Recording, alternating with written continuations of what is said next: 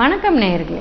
இப்போ சில வீட்டில் பார்த்தீங்கன்னா சாதம் சமைக்கிறதே உப்பு போடுறாங்க, அப்புறம் அதை திருப்பி கலக்கிறதே சாம்பார்லேயோ ஏதோ ஏற்கவே உப்பு போட்டிருக்காங்க, அப்புறம் டேபிளில் வேற உப்பு வைக்கிறாங்க, இதுக்கும் மீறி ஒரு ஊறுகாய் வேற போடுறாங்க. ஸோ எந்த விதத்தில் உப்பு வருது? ஒரு கார குழம்புன்னு வச்சாலே அதில் காரமும் ஜாஸ்தி ஆகிடணும், உப்பும் ஜாஸ்தி ஆகிடணும், அதனால எண்ணெயும் ஜாஸ்தி ஆகிடும். இந்த மாதிரி காரத்தை ஏற்ற வேண்டியது உப்பை ஏற்ற வேண்டியது, காரமும் உப்பும் ஏறுறதுனால எண்ணெய் ஏற்ற வேண்டியது. இதனால பல விதமான பிரச்சனைகள் வருது. இப்போ நார்மலாக நம்ம ஒரு ரசம் சாதம் இல்லை ஒரு சாம்பார் சாதம் சாப்பிட்டோம்னா அன்றைக்கி ஒன்றும் ப்ராப்ளம் இருக்காது. அதே காரக்குழம்பு இருக்கிற அன்றைக்கி ஒரு 3-4 மணிக்கு வயிற்ற வலிக்க ஆரம்பிக்கக்கூடிய ஒரு ப்ராப்ளம் இருக்குது. ஏன்னா காரம் ஜாஸ்தி, உப்பு ஜாஸ்தி, எண்ணெய் ஜாஸ்தி. இப்போ காரம் நிறைய சாப்பிட என்ன ப்ராப்ளம் வரலாம்? இப்போ நம்ம சிறிய அளவு ஒரு காரக்குழம்பு சாதம் சாப்பிட்டுட்டு அதோட நிறைய காய் சாப்பிட்டுட்டு நிறைய மோர் இல்லை கொஞ்சம் தயிர் சாப்பிட்டுட்டோன்னா இந்த உணவு அந்த அளவுக்கு நம்ம வயிறை பாதிக்காது. பட் நிறைய பேர் என்ன பண்ணுறாங்க, வெறும் புளி சாதம் இல்லை வெறும் காரக்குழம்பு சாதம் அந்த பொரியலை பார்த்துட்டே வேற சாப்பிட்டுடுறாங்க. 1 டீஸ்பூன் பொரியல் சாப்பிட்டா ஜாஸ்தி, இல்லை பொரியல் பண்ண டைம் இல்லை அப்படின்னு சொல்லிடுறாங்க. மீன் குழம்பு, மட்டன் குழம்பு எல்லாமே இப்படி தான் காரத்தை ஜாஸ்தி பண்ணி உப்பை ஜாஸ்தி பண்ணிடுறாங்க. ஸோ இந்த மாதிரி சாப்பிட்டுட்டே வந்தால் வயிற்றில் அல்சர் வரக்கூடிய வாய்ப்பு இருக்குது. இப்போ அல்சர் அப்படின்னா என்ன? ஒரு புண்ணு. இது வயிற்றில் வந்ததுன்னா அது சரியாக நாளாகும். ஏன்னா இப்போ நம்ம ஒரு கையில் ஒரு புண்ணு வந்துடுதுன்னா நம்ம டெய்லி புளி கரைக்கிறோம், இல்லை எலுமிச்சம்பழம் இல்லை தயிர் அதில் பட்டுட்டே இருந்தால் அந்த புண்ணு ஆற டைம் ஆகும். பட் அதே அந்த புண்ணு கால்லையோ முட்டிலையோ ஒரு உரப்படாத ஒரு இடத்துல வந்தால் சீக்கிரம் ஆறிடும். ஏன்னா அதில் புளியோ எலுமிச்சம்பழமோ அடிக்கடி விழுறதில்லை. பட் வயிற்றில் என்ன சுரக்குது? ஆசிட் சுரக்குது, ஹைட்ரஜன் குளோரைடு HCl சுரக்குது. அதனால அந்த புண்ணு ஆறுறது ரொம்ப டைம் ஆகும். ரொம்ப நாள் அந்த புண்ணு ஆறாத இந்த புண்ணு பெருசாக ஆயிட்டே போச்சுன்னா இது பிரச்சனை வரலாம், ஓட்டை விழலாம் வயிற்றில், இல்லை கேன்சர் கூட வரலாம். அதனால் ஜாகிரதையாக இருக்கணும். இந்த வயிற்றுக்கு அடுத்த இடம் டியோடனம்னு சொல்கிறோம், அதுலேயும் புண்ணு வரக்கூடிய வாய்ப்பு இருக்குது. பட் இந்த புண்ணு வர காரணம் ஒன்று உணவு, 2வது பயங்கர ஸ்ட்ரெஸ்ஸு. இது காமன், எல்லாருக்குமே ஸ்ட்ரெஸ்ஸு இருக்க தான் இருக்குது. அதோட இந்த மாதிரி ரொம்ப கார உணவு சாப்பிட்டு அந்த கார உணவில் காயும் கிடையாது, பழமும் கிடையாது, தயிரும் கிடையாது, மோரும் கிடையாதுன்னா கட்டாயம் வயிறு ப்ராப்ளம் வரதான் வரும். அதனால தான் இந்த பைல்ஸு இந்த மாதிரி ப்ராப்ளம்ஸு நிறைய வருது. அல்சர்ஸு, பெரிய குடலில் அல்சர் IBSன்னு சொல்கிறோம், இரிட்டபிள் பவல் சிண்ட்ரோம், இல்லைன்னா கிரான்ஸ் டிசீஸ் அப்படின்னு சொல்கிறோம். இந்த பெரிய குடலில் பல விதமான புண்ணுகள். இதை நம்ம குறைச்சிக்கிறதுக்கு எப்படின்னா பிளாண்ட் டயட். அதுக்குன்னு ஒன்றுமே உப்பு காரம் இல்லாத சாப்பிட்ணுன்னு யாருமே சொல்ல.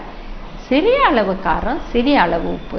காரத்தை குறைச்சாலே உப்பு குறைஞ்சிடும், காரமும் உப்பும் குறைச்சா ஆட்டோமேட்டிக்காக எண்ணெய் குறைஞ்சிடும். இப்போ உப்பு ஏற ஏற என்ன ஆகலாம்?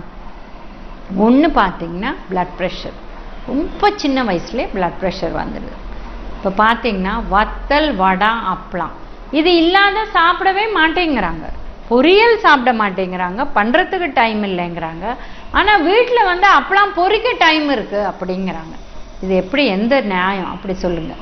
அதனால அந்த அப்பளா சோடா இருக்குது, அப்புறம் அப்பளத்தில் உப்பு ஜாஸ்தி, அப்புறம் ஊறுகாவை தொட்டுண்டே நாங்கள் தயிர் சாதம் சாப்பிடுவோங்க. ஊறுகாவை தொட்டுண்டா உப்பு ஜாஸ்தி ஆகும், பொரியலை தொட்டுன்னா நார் சத்து புரத சத்து எல்லாம் வரும். அதனால் உப்பை குறைக்கணும். உப்பு சாதத்தில் உப்பு போட வேண்டிய அவசியமே இல்லை, நம்ம சாம்பார்லேயோ பொரியல்லையோ போட்டுக்கலாம். அப்புறம் இந்த திருப்பி டேபிளில் உப்பு வச்சுக்க வேண்டிய அவசியமே கிடையாது. எதை டேபிளில் வச்சாலும் நம்ம கொஞ்சம் எடுத்து போட்டு சாப்பிட்லான்னு தான் தோணும். அதனால் டேபிளில் உப்பு வைக்கவே வேண்டாம். சாப்பிட்றதே ஓரமாக இலையில் உப்பு வைக்கவே வேண்டாம். தயிர் காலையில் துவச்சி மத்தியானம் சாப்பிட்லாம், மத்தியானம் துவச்சி நைட்டு சாப்பிட்லாம். ஸோ புளிக்காது. புளிக்கும் தயிர்னு நினச்சிட்டு அதுக்கோசரம் உப்பு போட்டுப்பாங்க, அது தேவை கிடையாது. ஊறுகாய் கூட உப்பு கம்மியாக பண்ணுற நிறைய வித ஊறுகாய் இருக்குது, அதை பண்ணி வீட்டில் சாப்பிட்லாம். இப்போ எந்தெந்த சீசனோ அந்த ஊறுகாய் வந்து சிறிய உப்பு போட்டு ஒரு வாரத்துக்கு ஒரு வாரம் டிஃப்ரெண்ட் டைப்ஸ் ஆஃப் ஊறுகாய் பண்ணி அந்த மாதிரி சாப்பிட்லாம். ஸோ உப்பை குறைக்கணும், காரத்தையும் குறைக்கணும். அப்போ தான் எண்ணெயும் குறையும், கோபமும் குறையும், பிளட் ப்ரெஷரும் குறையும்.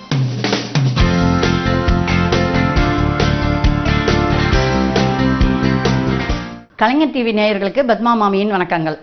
இன்னைக்கு என்ன சொல்ல வந்திருக்கேன்னா, புதுசாக இப்போது ஒரு 16-17 வயசு குழந்தைகளுக்கெல்லாம் ஃபில்டர் காப்பி எப்படி போடணுன்னே தெரியல. ஏன்னா கடையில் வாங்கினோமா, பாலை காய்ச்சினோமா, அதில் அந்த பொடியை போட்டோமா, அப்படியே கலந்தோமா கொடுத்துடலான் இருக்கா. அப்படி இருக்கக்கூடாது. காஃபின்னா அதுக்கு ஒரு டேஸ்ட்டு, அதுக்கு ஒரு மனம், அதனுடைய சுவை எல்லாம் இருக்குது. நம்ம பாரம்பரியமாக எப்படி போட்டுன்னு வந்தோம் அப்படிங்கிறது கும்பகோணம் டிகிரி காஃபி அப்படிலாம் சொல்கிறாங்க. ஆனால் எந்த ஊர் காப்பியாக இருந்தாலும் டிகிரி காப்பின்னா அது ஒரு அழகு தான், அது ஒரு டேஸ்ட்டு தான், அது ஒரு நல்லா இருக்கும். அதனால் அந்த டிகிரி காப்பியை எப்படி பண்ணணுன்னு சின்னதாக குட்டியாக உங்களுக்கு குயிக்காக சொல்கிறேன். அதை கற்றுக்கோங்க காதில் வாங்கிட்டு. இப்போ என்ன பண்ணணும்னா, ஃபில்டரை எடுத்து வச்சு ஃபீப்ரி கொட்டை தான் வாங்கி வறுத்து புதுசாக வறுத்து அதை வந்து பொடி பண்ணி கொடுக்க சொல்லி வாங்கிடுவாங்க. இதில் சிக்கரையே கலக்கக்கூடாது.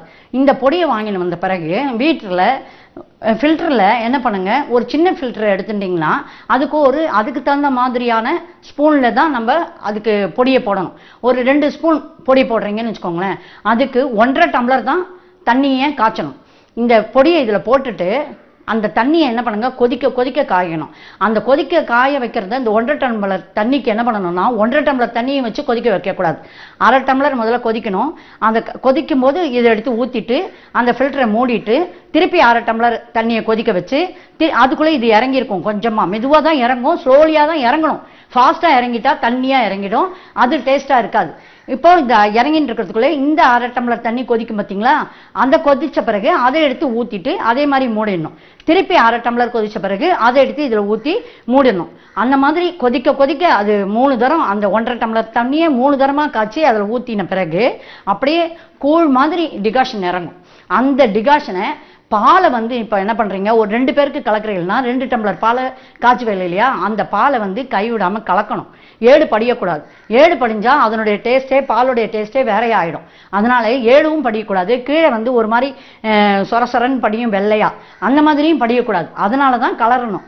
அந்த கரண்டியை போட்டு அந்த பாலை காய்ச்சும் போது கலந்துட்டே இருந்துட்டு இந்த டிகாஷனை டம்ளரில் ஊற்றி ஒரு 2 சொட்டு 3 சொட்டு ஊற்றினாலே போதும். ஒரு சின்ன டம்ளருக்கு பாலுக்கு இதை ஊற்றிட்டு அதில் 1 ஸ்பூன் சர்க்கரையும் போட்டுட்டு ஒரு கலக்கு, அந்த சர்க்கரையை வந்து ஸ்பூனால் கலக்கிட்டு இந்த பாலை பொங்க எடுத்து அதில் ஊற்றும் போது நுரைச்சின்னு அப்படியே வரும் பாருங்களேன். அந்த காஃபி மனம்தான் பேஷ் அப்படின்னு சொல்கிற அளவுக்கு இருக்கும். அந்த காப்பியை குடிக்கிற விதமும் இருக்குது. எப்படின்னா, அந்த நுரையை அப்படியே தள்ளிட்டு அந்த காஃபி ஆறுறதுக்குள்ள மெதுவாக சப்பி அழகாக அதை சாப்பிடும்போது அதனுடைய டேஸ்ட்டே வேறையாக இருக்கும். அவ்வளோ சுகமாக இருக்கும். இதை கண்டிப்பாக ஃபில்டர் காப்பி போட தெரியாதவெல்லாம் கற்றுண்டு இந்த ஃபார்முலா பிரகாரம் போடுங்க. ஃபில்டர் காப்பிக்கு ஈடு இணையே இருக்காது.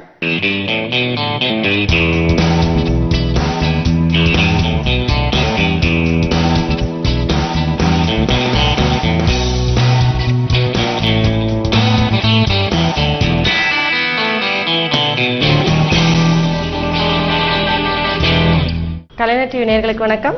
கலைநயம் பகுதியில் நம்ம தொடர்ந்து எம்ப்ராய்டரி பார்த்துட்டு வந்திருந்தோம். நிறைய எம்ப்ராய்டரி நீங்கள் கற்றுக்கிட்டு இருப்பீங்கன்னு நினைக்கிறேன்.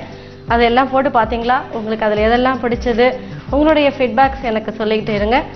இன்னைக்கு நம்ம ஒன்று டிஃப்ரெண்ட்டான ஒரு பெயிண்டிங் ரொம்ப ஈஸியாக எல்லாரும் செய்யக்கூடிய மாதிரி நம்ம கற்றுக்க போகிறோம். அதுக்கு என்ன பொருட்கள் தேவை, எப்படி செய்யலாம் அப்படின்றத இப்போ பார்க்கலாம்.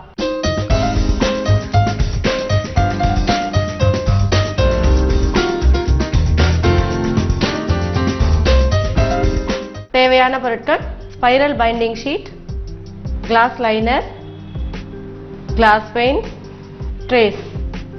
இன்றைக்கு நம்ம பார்க்க போகிறது ஸ்பைரல் பெயிண்டிங். ஸ்பைரல் பெயிண்டிங் என்ன அப்படின்னு உங்களுக்கு எல்லாருக்கும் ஒரு சின்ன டவுட் இருக்கலாம்.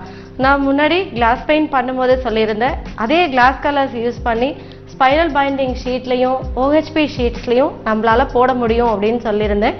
சில பேர் எங்களுக்கு அதை போட்டு காட்டுங்க அப்படின்னு கேட்டிருந்தீங்க. கேட்டவங்களுக்காக இன்னைக்கு அதை எப்படி செய்யலாம் அப்படின்றத தான் நான் காமிக்க போகிறேன்.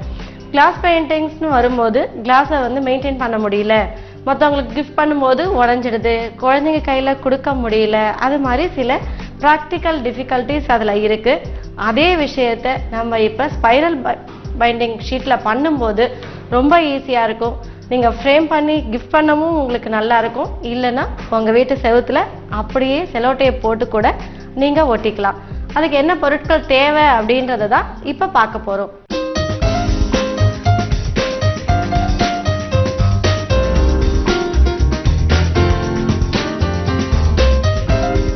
இந்த பெயிண்டிங்க்கு தேவையான பொருட்கள் என்னன்னு பார்த்தீங்க.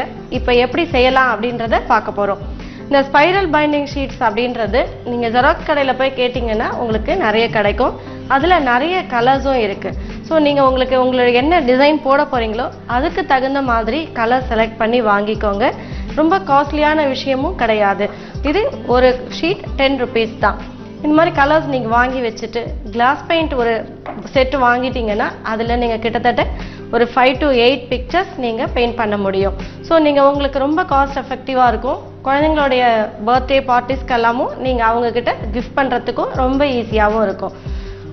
இது மாதிரி ட்ரேசஸ் எடுத்துக்கோங்க.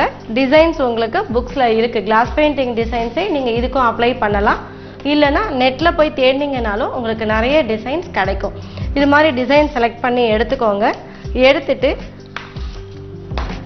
இந்த ஷீட்டுக்கு அடியில் இப்படி வச்சிங்கனாலே உங்களுக்கு டிசைன் நல்லா தெரியும். திருப்பி ட்ரேஸ் பண்ணணும் அப்படின்றதெல்லாம் கிடையாது. நம்ம ஃபேப்ரிக் பெயிண்ட் பண்ணும்போது அதில் எல்லோ கார்பன் வச்சு ட்ரேஸ் பண்ணுவோம். பட் இதுக்கு அந்த அவசியம்லாம் கிடையாது. ஸோ ரொம்ப ஈஸியாக நீங்கள் ஃபாலோ பண்ண முடியும்.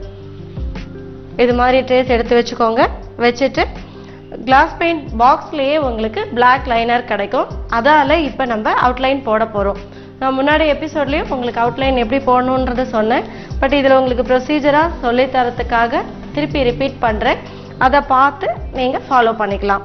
இந்த லைனர் போடும்போது நீங்கள் ரொம்ப பொறுமையாக அழகாக போடணும். இல்லை சில பேர் இதை கோனில் ஃபில் பண்ணிக்கிட்டு கூட போடலாம். நான் ஃபஸ்ட்டு மேலேருந்து போட்டுட்டு வரேன். கீழேந்து மேலே போடும்போது நம்ம கைப்பட்டு அதெல்லாம் அழியறதுக்கு சான்சஸ் இருக்குது. ஸோ நீங்கள் எப்போ ஸ்டார்ட் பண்ணும்போதும் மேலேருந்து ஸ்டார்ட் பண்ணிக்கோங்க. இந்த அவுட்லைனரை நீங்கள் ஒரு கோன் மாதிரி செஞ்சு அதில் ஃபில் பண்ணி வச்சுக்கிட்டு கூட நீங்கள் அப்ளை பண்ணலாம். மெஹந்தி கோன் மாதிரி இருக்கும். உங்களுக்கு மெஹந்தி போட தெரிஞ்சவங்களுக்கு அதில் இருக்கிற டிசைன்ஸ் எல்லாம் கூட நீங்கள் இதில் அப்ளை பண்ணலாம். ரொம்ப பொறுமையாக போடுங்க.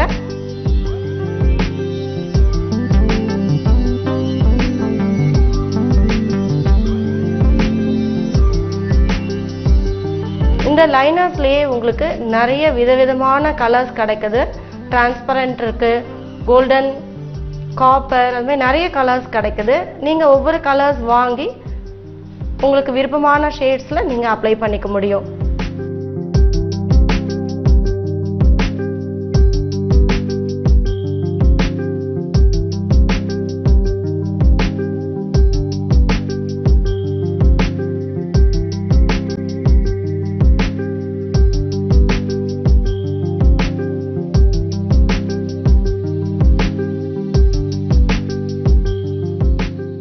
ஒவ்வொரு பகுதியாக மறக்காமல் நீங்கள் லைனர் வச்சு போடுங்க.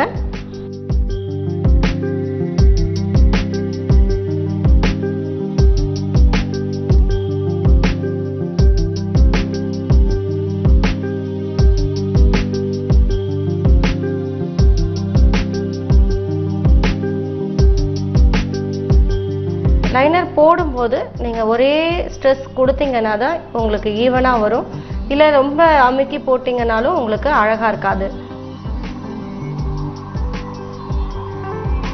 நம்ம டூத் பேஸ்ட் ஸ்குவீஸ் பண்ணுற மாதிரி தான் இது. நீங்கள் அது பேக்லேருந்து ஈவனாக அது ஸ்குவீஸ் பண்ணிக்கிட்டே வரணும்.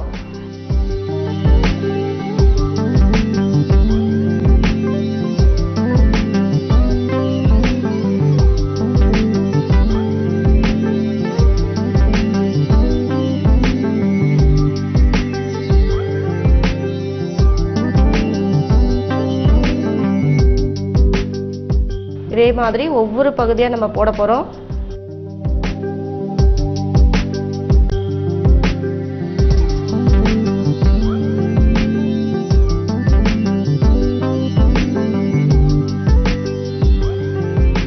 இப்போ முதல்ல பிளாக் அவுட்லைனர் நம்ம எங்கெல்லாம் போட போகிறோமோ அந்த இடத்துல ஃபஸ்ட்டு நான் போட்டு காமிக்கிறேன். அதுக்கப்புறம் அடுத்த கலர் எப்படி போடலாம் அப்படின்றதையும் நான் காமிக்கிறேன்.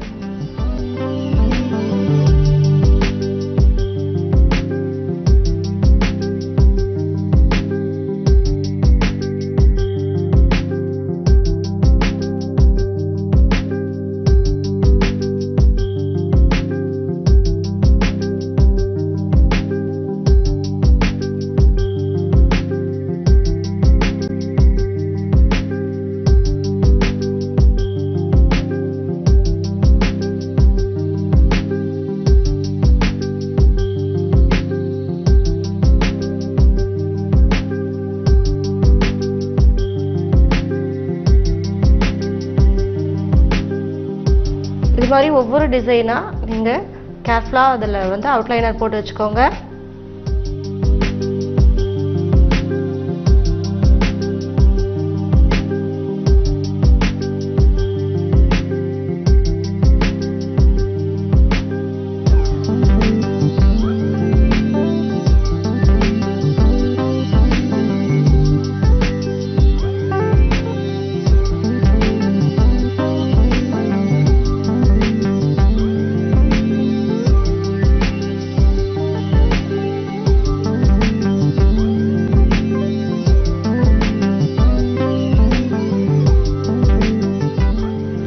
இந்த லைனர் போடும்போது உங்களுக்கு எங்கேயாவது டபுள் லைன் வர மாதிரி இருந்தது அப்படின்னா அது கொஞ்சம் ட்ரை ஆனதுக்கு அப்புறம் அதை நம்ம ரிமூவ் பண்ணி எடுத்துடலாம்.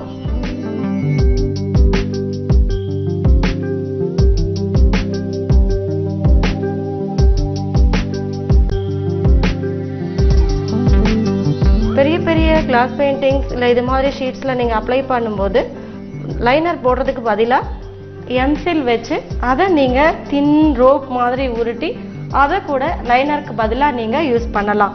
இப்போ பெரிய பெரிய ஹோட்டல்ஸ்லாம் பார்க்கும்போது பார்த்தீங்கன்னா நான் அவங்களுடைய விண்டோஸ்லலாம் நிறைய கிளாஸ் பெயிண்டிங்ஸ் வச்சிருப்பாங்க. அதோடைய அவுட்லைனுக்காக இந்த டெக்னிக் கூட நீங்க யூஸ் பண்ணிக்கலாம்.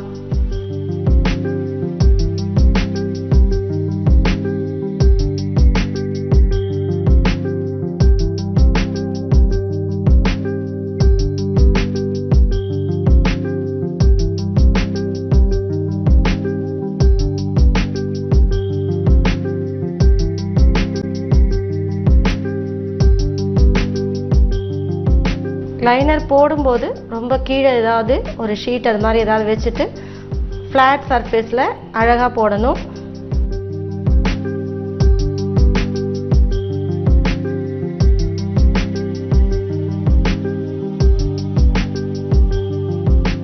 இப்போ இதுக்கு உள்ள அடுத்த லைனர் எப்படி போடலாம் அப்படின்றத இப்போ காமிக்கிறேன்.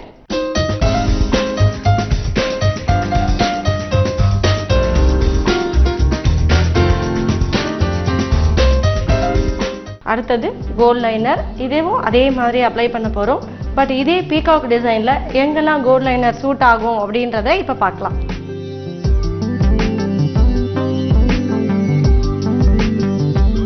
உங்களுக்கு பிளாக் லைனர் போடுறதை விட இந்த கோல்ட் லைனர் ரொம்ப ஈஸியாக ரொம்ப அழகாக வரும். அதோடைய இது வந்து நல்ல மெலிஸாக நம்மளால் போட முடியும்.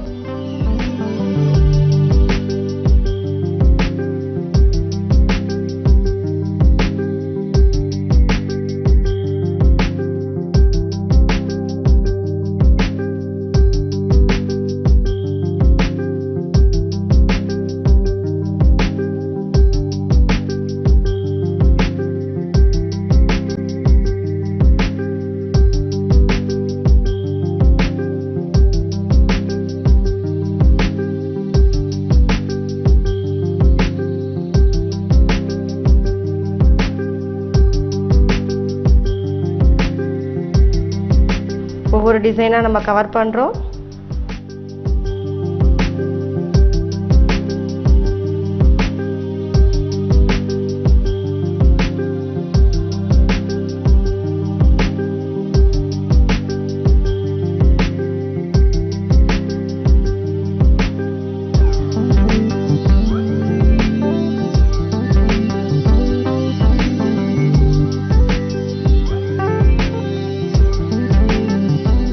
ஃபுல் டிசைன் நம்ம லைனர் போட்டு முடிச்சிட்டோம். இதே மாதிரி ஒவ்வொரு இடமா உங்களுக்கு எங்கெங்கெல்லாம் வேணுமோ உங்களுடைய டிசைன்ஸில் நீங்கள் அப்ளை பண்ணி வச்சுருக்கோங்க. நான் சொன்ன மாதிரி நீங்கள் பெரிய கிளாஸில் பண்ணும்போது எம்சில் வச்சு ஒயிட் எம்சில் இல்லாமல் பிளாக் எம்சில் ஹார்ட்வேர்ஸில் கிடைக்கும். அதை வாங்கி நல்லா தின்னாக ரோப் மாதிரி உருட்டிட்டு அதையும் இதே மாதிரி லைனருக்கு பதிலாக நீங்கள் யூஸ் பண்ணலாம். இது மாதிரி செஞ்சு எடுத்து வச்சுக்கோங்க. அடுத்த எபிசோடில் உங்களுக்கு இதில் எப்படிலாம் பெயிண்ட் பண்ணலாம், எப்படி கலர் மிக்சிங் பண்ணலாம் அப்படின்றத நம்ம பார்க்க போகிறோம்.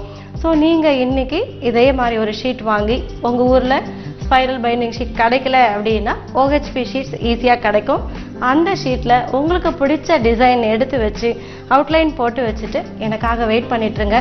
அடுத்த எபிசோடில் கலர் மிக்சிங் எப்படி அப்ளை பண்ணலாம், அதில் இன்னும் என்ன டெக்கரேட் பண்ணலாம் அப்படின்றத நம்ம பார்க்க இருக்கோம். அதுவரையும் நன்றி, வணக்கம்.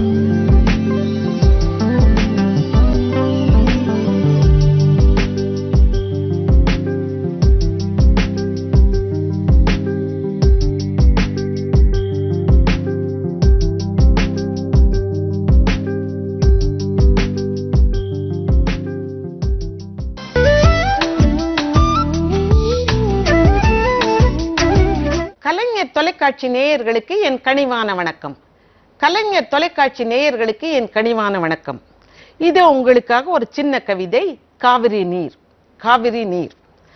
காவிரி தென்பெண்ணை பாலாறு, தமிழ் கண்டதோர் வையை பொருணை நதி என மேவிய ஆறு பல ஓட திருமேனு செழித்த தமிழ்நாடு. காவிரி தென்பெண்ணை பாலாறு, தமிழ் கண்டதோர் வையை பொருணை நதி என மேவிய ஆறு பல ஓட திருமேனி செழித்த தமிழ்நாடு. தேசிய கவி பாரதியின் பாட்டை கல்வி திட்டத்தில் படிக்க சொல்லுங்கள் கர்நாடகாவை. தேசிய கவி பாரதியின் பாட்டை கல்வி திட்டத்தில் படிக்க சொல்லுங்கள் கர்நாடகாவை. மழை இங்கே பிழை செய்ததோ, மழை இங்கே பிழை செய்ததோ, பயிர் காய்ந்தது உயிர் மாய்ந்தது, பயிர் காய்ந்தது உயிர் மாய்ந்தது. இங்கே வார்த்தைகள் தடித்து போனதால் ஆங்காங்கே தடியடி, இங்கே வார்த்தைகள் தடித்து போனதால் ஆங்காங்கே தடியடி. யாதும் ஊரே யாவரும் கேளீர், யாதும் ஊரே யாவரும் கேளீர். கணியன் பூங்குன்றனாரே மீண்டும் வாரும், கணியன் பூங்குன்றனாரே மீண்டும் வாரும். வந்து இந்த பாட்டை கன்னடத்தில் பாடும், வந்து இந்த பாட்டை கன்னடத்தில் பாடும். யாதும் ஊரே யாவரும் கேளீர். திருந்துகிறார்களா பார்ப்போம், திருந்துகிறார்களா பார்ப்போம். காவிரி நீரை நமக்கு திறந்து விடுகிறார்களா பார்ப்போம், காவிரி நீரை நமக்கு திறந்து விடுகிறார்களா பார்ப்போம். நன்றி, வணக்கம்.